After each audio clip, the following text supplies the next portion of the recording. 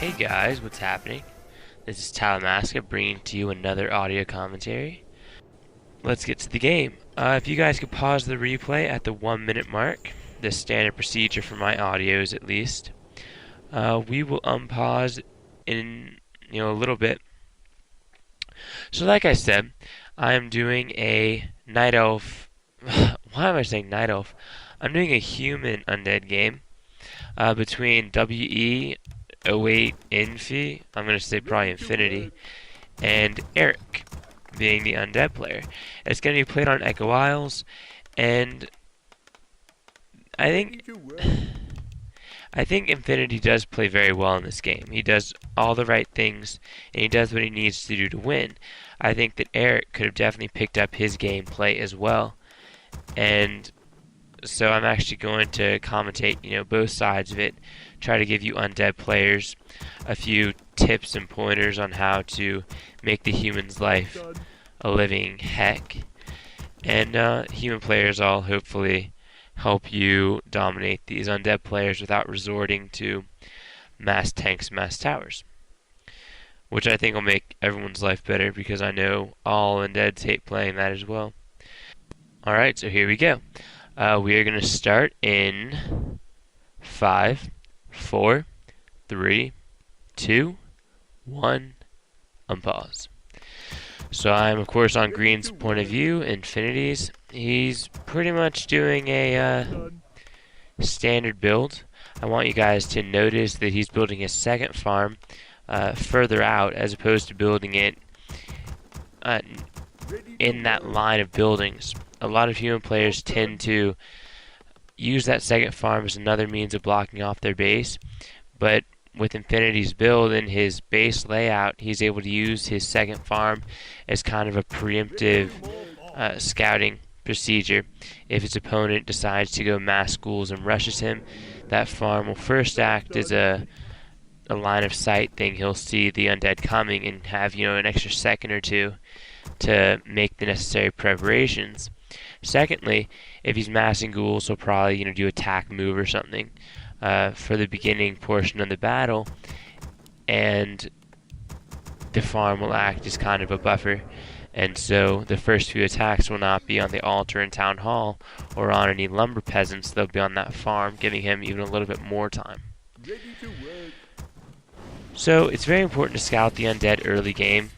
And I know on this map, some people don't even scout, and I think that's a huge mistake. Because the undead has a choice at the beginning of every game whether to go ghouls or fiends, and that choice completely changes the whole rest of the game, and it's very important for the human player to know what's going on. So he scouted the fiend build, and he has decided to fast expand, which is a great idea on this map. I'm not going to insult your guys' intelligence. You know why this map is perfect for fast expansions. And he's putting it up. Now, here's where I think Eric kind of does make a bit of a tactical error. On Echo Isles against a human, you know that expansion's most likely going up. It's just what human players do against the undeads. And against a lot of other races too, but especially against undeads. So this expansion's going up without any trouble. Militia helped creep. There's 1 week, peasant.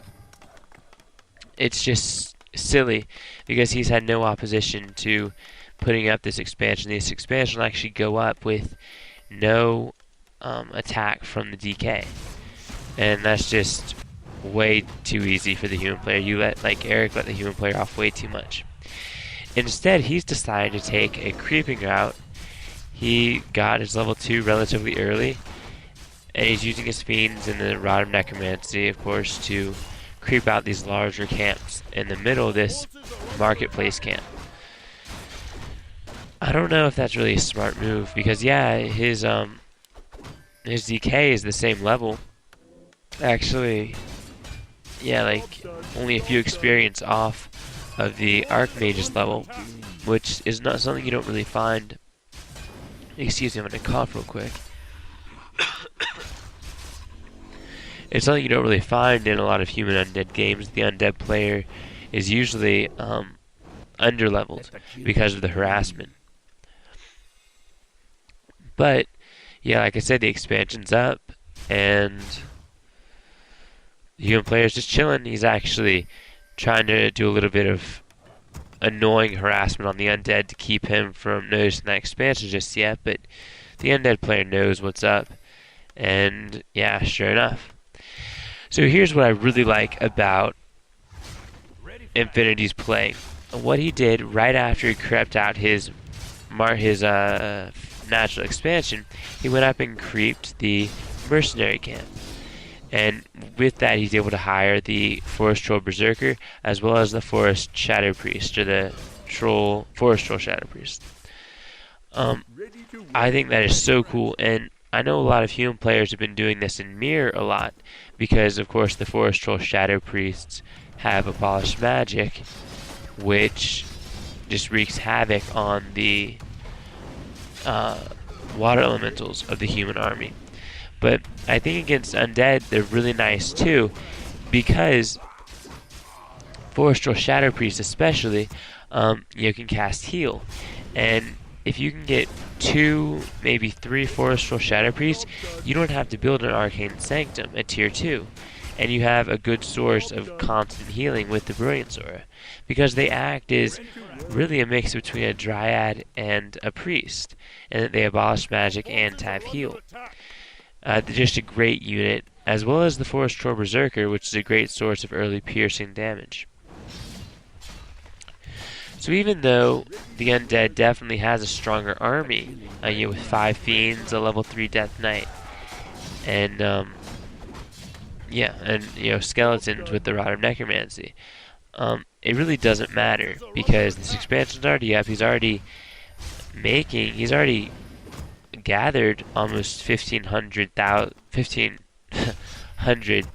gold from the expansion, and so now he's able to really use this resource advantage to good ends, to good means, or however the phrase goes.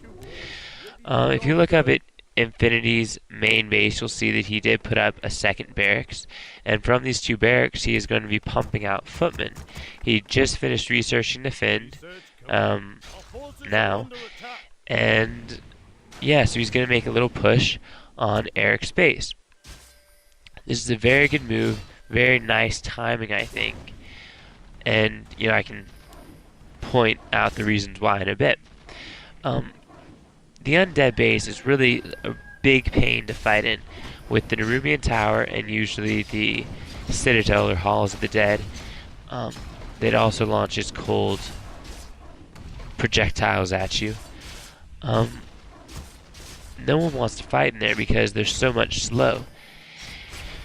But with Defend, it really doesn't matter, because the Undead's main source of damage, being the Fiend Focus Fire, is piercing, so it's greatly reduced by the Defend, and then the Nerubian Tower slows, right? But Defend already slows down your footmen anyway, and if you guys didn't know this, there is a minimum speed cap. So let's say that I reduce someone's speed by 50%, and then another person reduces their speed by 75%. There's so far down the speed will go, and Defend brings you really close to that minimum speed, and so being cold, like frosted or not, really doesn't matter when you're in Defend mode. Something to think about when you question whether you should push the Undead base.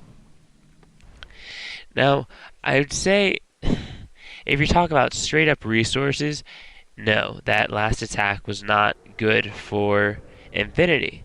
He lost a good many footmen and didn't really kill many of Teal's Fiends, or Acolytes for that matter. But he did 2 things that are worthy of mention. First, he canceled a slaughterhouse. By doing so, he is going to greatly slow the production of obsidian statues, and then of course slow the ultimate attaining or getting of destroyers, which are an insane